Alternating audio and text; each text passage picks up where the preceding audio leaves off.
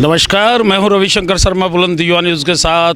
और आज हम एक ख़ास प्रोग्राम आपके बीच में लेकर आए हैं। जैसे कि पिछले दिनों आपने हमारे चैनल के माध्यम से रुंडा जो चंद्रावल के एक कॉमेडी आर्टिस्ट थे उनसे एक मुलाकात आपने देखी थी और उसमें आपने हमें कहा था कि प्रॉपर जो हरियाणवी फिल्मों की शुरुआत कहाँ से हुई, कैसे हुई, क्या कारण रहे हरियाणवी फिल्में आगे नहीं आ सकी।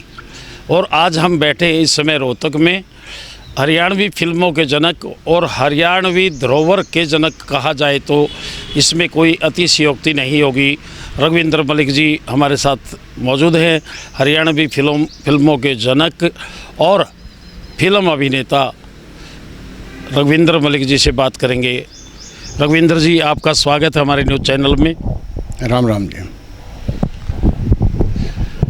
रघविंद्र जी, जैसे कि हरियाणा की लोक कला संस्कृति और धरोहर की बात की जाए, आज विश्व अगर विश्व की बात करें तो ख़ास अहमियत रखती है। और हरियाणवी फिल्में कब, कैसे, किस दौर से शुरू हुई थी? आप उस दौर के एक जनक हैं हरियाणवी फिल्मों के, तो हम पूछना चाहेंगे कि किस तरह से हरियाणवी फिल्मों की शुरुआत रोहतक की पावन धरा से हुई। हम सिपाही हैं कला के, जो है ना 1970 से ड्रामे करने शुरू किए थे। और ड्रामे करते करते नेशनल लेवल पे कभी इलाहाबाद, कभी शिमला, कभी अलग अलग शहरों में, हरियाणा तो पूरा घूमे, चंडीगढ़ वगैरह भी। तो जहाँ जाते तो वहाँ हर बार कुछ ना कुछ सीखने को मिलता था। और इतना सीखने के बाद 79 में श्याम बेनेगल जी रोहतक आए थे कोई डॉक्यूमेंट्री बनाने के लिए। तो दिल्ली से किसी ने कहा होगा कि भाई तुम रोहतक जाओ तो इस तरीके से ये मिलेंगे। तो वो हमें सेलेक्ट किया गया उस फिल्म में। और मैं, सुमित्रा हुड्डा, भाई युद्धवीर, 2-3 कलाकार और थे। तो वो मैं, पिंचो कपूर भी थे जो बम्बई से आए हुए थे। वो किया। तो करने के बाद एक हौसला बढ़ा कि भाई इतना बड़ा आर्टिस्ट, डायरेक्टर जो है वो यहाँ आके जब ये करता है, तो फिर हम जब थिएटर इतना कर ही रहे हैं तो क्यों नहीं इकट्ठे होकर फिर हम अपनी पृष्ठभूमि पे, अपने कल्चर के ऊपर जो हमारे यहाँ पे अनभिज्ञ था, जिन किस्सों को, कहानियों को किसी ने उठाया नहीं था, फिर हमने वो कोशिश की। एक बार पहले तो सोचा, फिर वो बहुत से लोगों के कटाक्ष भी आते हैं ना, अन्य बोले शकल ना देखता, अपनी हीरो बनाएंगे। मगर जुनून था ना, करना है तो वो करके दिखाने के लिए फिर लोग इकट्ठे किए। हम ख्याल जितने भी थे ना, लड़के लड़कियां, उनको ढूंढा। चाहे बम्बई में भी हमारे लोग स्टैब्लिश थे, हमारे यहाँ से रोहतक से ही थे जेपी कौशिक जी। अब जेपी कौशिक आर्मी में थे और उसके बाद वो रिटायरमेंट लेके उन्होंने बम्बई में वो बैठ के, तो 7 हिंदुस्तानी, शहर और सपना, बम्बई रात की बाहों में, अमिताभ की पहली फिल्म का भी म्यूजिक उन्होंने दिया था, जेपी कौशिक जी ने। हमने बम्बई में उनको भी दिया, शशि रंजन और लोगों को, राकेश बेदी को लिया। तो जब बहुरानी प्लान किया ना, तो सुमित्रा हुड्डा थी, हम सारे के, अरविंद स्वामी और मैं, फिर मिलकर हमने एक ये मुहिम जोड़ा। और फिर जितने भी इस तरीके के हम ख्याल लोग थे तो वो किया। अभी जैसे कुछ एक लोग मिलते हैं तो उन्होंने बोले, मैं भाई जब बात नहीं बढ़ रही थी, हमने फिर लोगों से कहा यार 500 रुपये दे तो फिल्म बन जाएगी, क्योंकि हमें एक अमाउंट इकट्ठी चाहिए थी, उसके अगेंस्ट हमें गवर्नमेंट से पैसा मिल जाएगा। तो इकट्ठा एक बार 50,000 पहले अपने पल्ले से खर्च हो लिया, फिर दूसरा 50,000 इकट्ठा किया।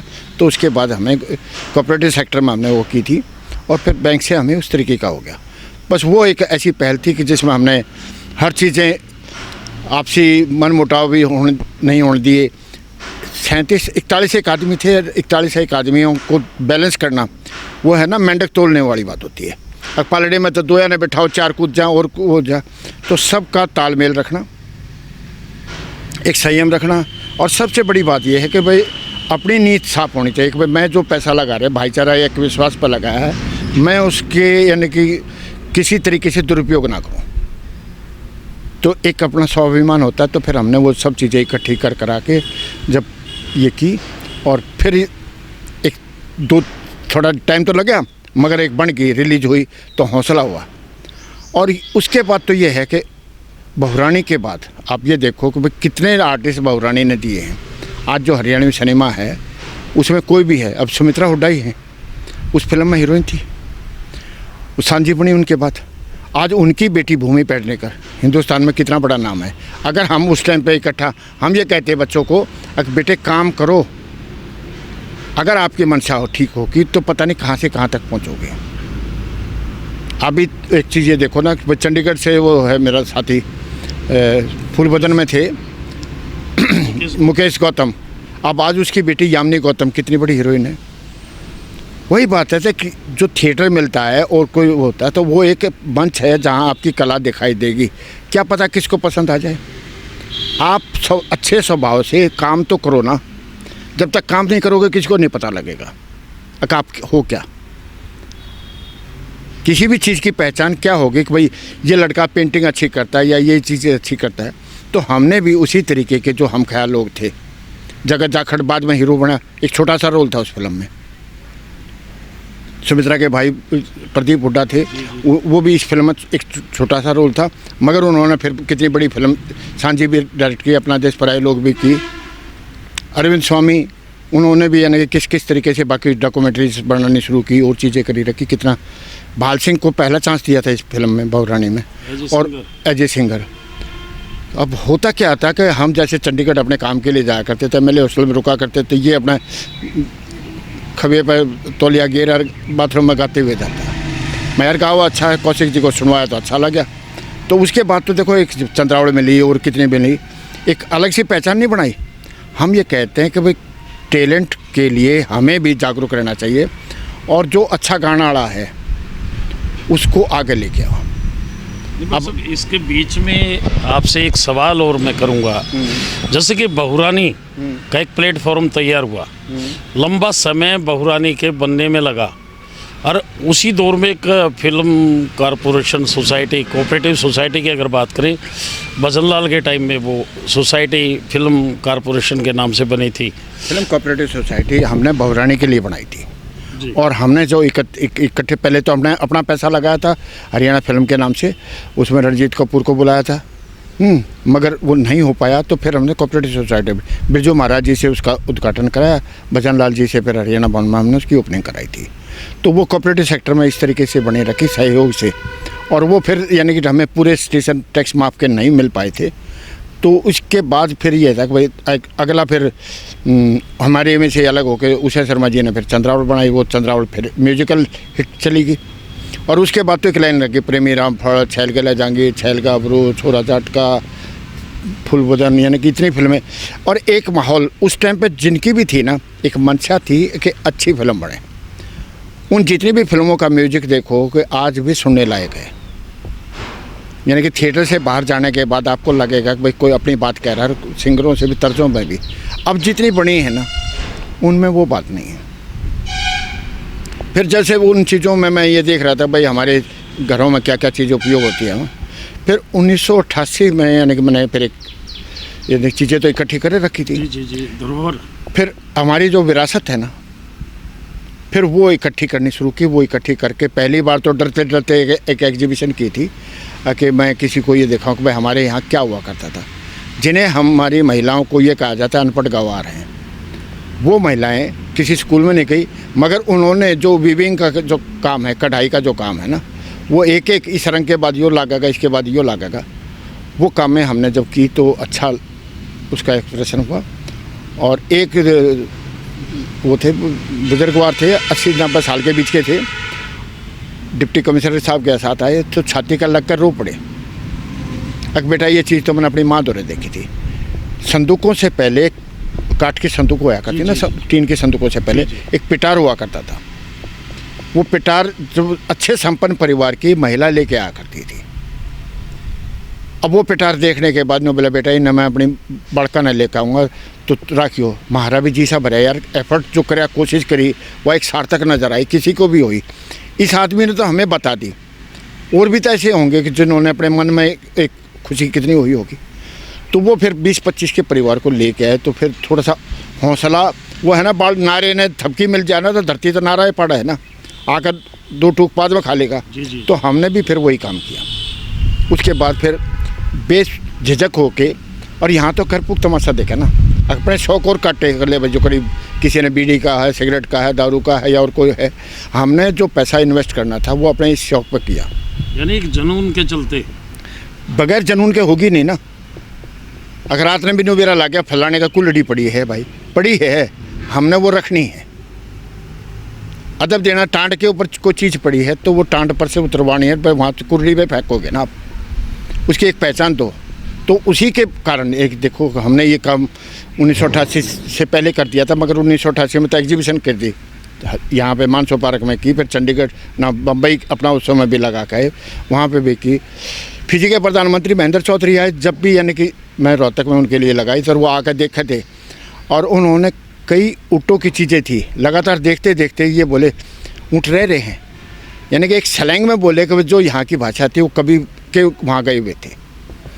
तो वही बात है ना कि जब आदमी जज्बे से देखता है तो हमें भी कोशिश होती है कि जो लगाया है ना, जो एग्जिबिट करी है, उसमें खबात कितनी भी लगी पर सार्थक होगी, एक एप्रिसिएशन मिल जाती है, तो लोगों का प्यार मिलता रहा।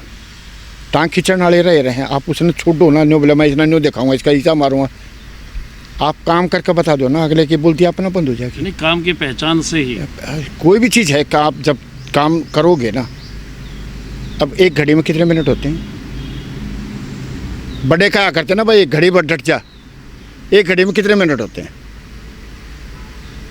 एक घड़ी में 24 मिनट होते हैं, 2.5 घड़ी का 1 घंटा, 3 घंटों के 1 पहर, 8 पहर के दिन और रात। टाइम को मेजर करने का तरीका था, जब हाथ घड़ी और अलार्म नहीं थे, हमारे खेतों में जमींदार किस तरीके से उसको नापता था।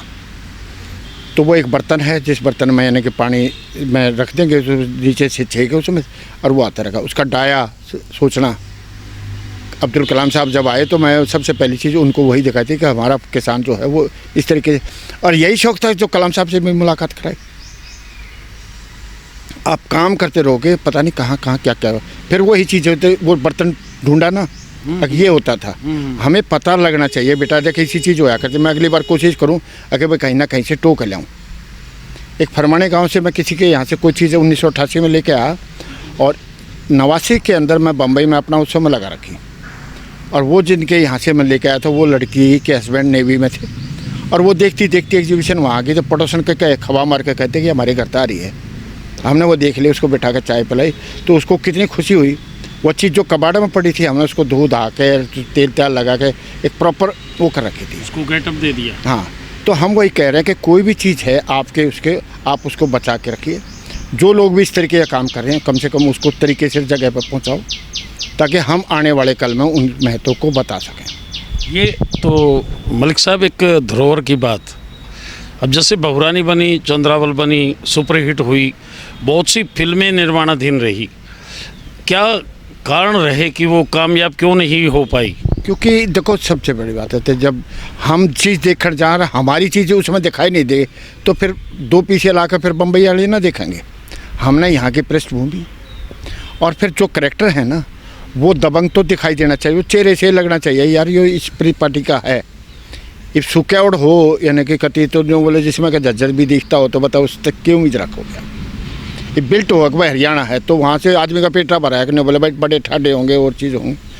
हमारी जो कहानी है और एडिटिंग का भी है, सिनेमेटोग्राफी भी है, उन चीज़ों के ऊपर मेहनत नहीं की। बनना हीरो बनना है तो पीछे लाए और मैं आप हीरो हो गया। हमारे यहाँ पे लोगों ने खाज मिटाने के लिए ज़्यादा प्रोजेक्ट करे हैं, फिल्म बनाने के लिए नहीं किए हैं। सबसे बड़ी दिक्कतें यही रही हैं, वरना तो देखो उन लोगों उन कई कितनी फिल्में भी जो बनी थी, चंद्रावल में भी वो कॉमेडी कैरेक्टर अच्छे लगे, जो आम बात थी उन दिनों में भी। आज भी हम अगर बनाएं तो कम से कम अब सांझी अच्छी रही, लाडो का अच्छा काम रहा, तो वही चीज़ें अच्छी चीज़ तो बनाओ, कम से पहले अपना मन मानना चाहिए कि भाई हम ये करे रखें। यानी सही तरह से चयन नहीं हुआ और ना ही पेपर वर्क हुआ। वो ये बात है ना कि गदड़ के ताड़ों में बेर नहीं पा क्या करते हैं। बनाने से ये है ना कि या तो यूँ कह लेते कि उनने ये चीज़ें अच्छी बनाई थी, आप उसके ऊपर पूरा थोरो पढ़ो तो वास्तव में ऐसा होता है कि नहीं होता है। उसमें 10 दिन फालतू लग जाएंगे, मगर प्रॉपर जब शूटिंग करोगे तो किस लोकेशन पर करना, कितने दिन करना है, तो कम से कम जब यूनिट आ जाती है तो पूरा एक जनेत आ जाए। अब जनेत की सेवा करना ताकि कोई रुसना नहीं चाहिए, ताकि काम करे रखो। तो वर्तमान सरकार की अगर बात करें, फिल्म नीति बनाई गई है, तो उस फिल्म नीति में किस तरह का समावेश होना चाहिए ताकि अच्छे से अच्छे कलाकार को हरियाणवी संस्कृति के प्रचार में, फिल्म में एक अच्छा काम करने का मौका मिले।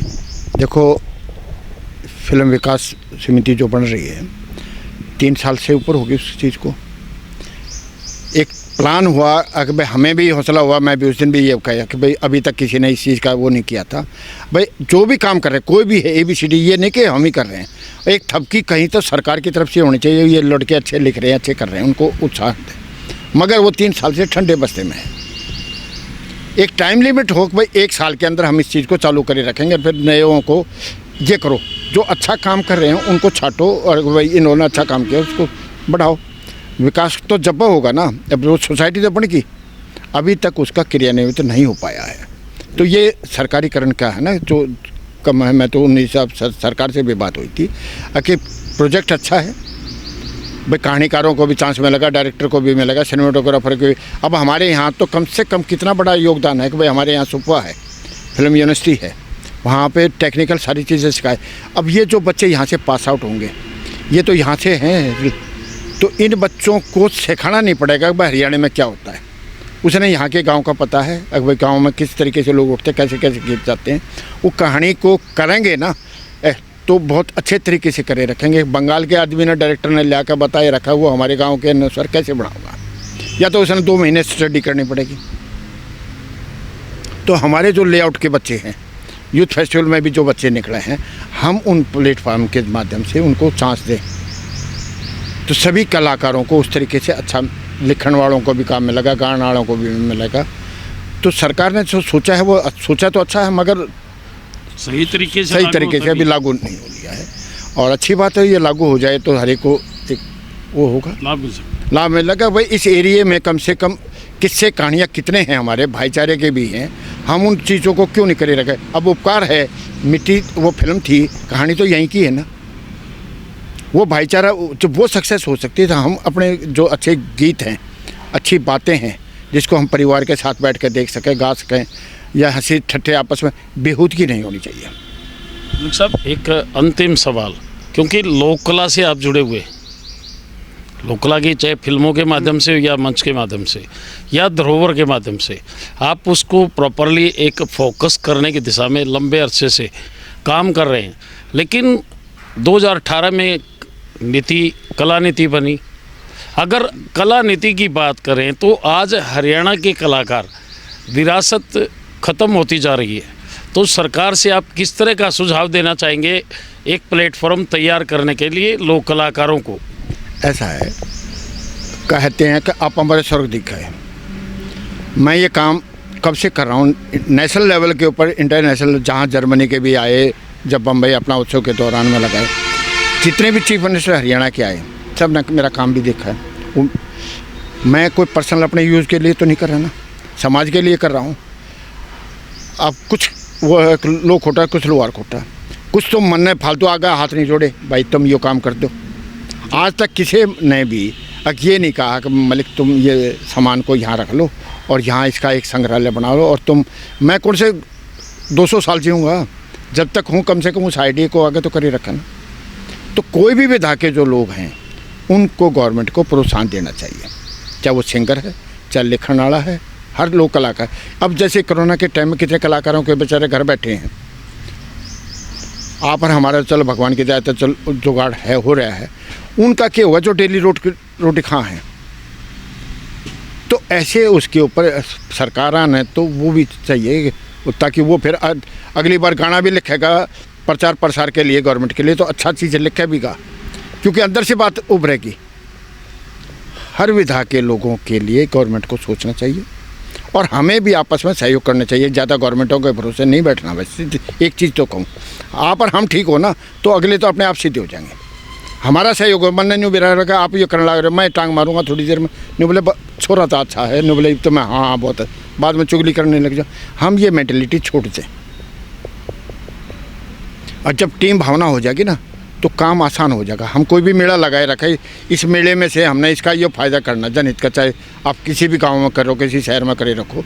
अब न्यू बेरा लग जाए बाद में भाई ले, तो हमने तो अपने अयासी के लिए पैसा इकट्ठा करा था, खा गए पी गए। उदाहरण बनना बहुत बड़ी बात होती है। हम काम करके दिखावें निष्ठा से, और वो निष्ठा होनी चाहिए, तो फिर सारी चीज़ सफल हो जाएंगी। निश्चित तौर पर रघविंदर मलिक जी का कहना है कि अगर विरासत को ज़िंदा रखना है, लोक कला संस्कृति को ज़िंदा रखना है, तो सरकार ने जो नीतियाँ बनाई हैं, चाहे वो फिल्म नीति है या कला नीति है, सकारात्मक दृष्टि से उन लोगों को उन आयोगों में अहम पद दिए जाएं जो इस कला संस्कृति को बखूबी जानते हैं। आज के लिए इतना ही। देखते रहिए बुलंद दिव्या न्यूज़।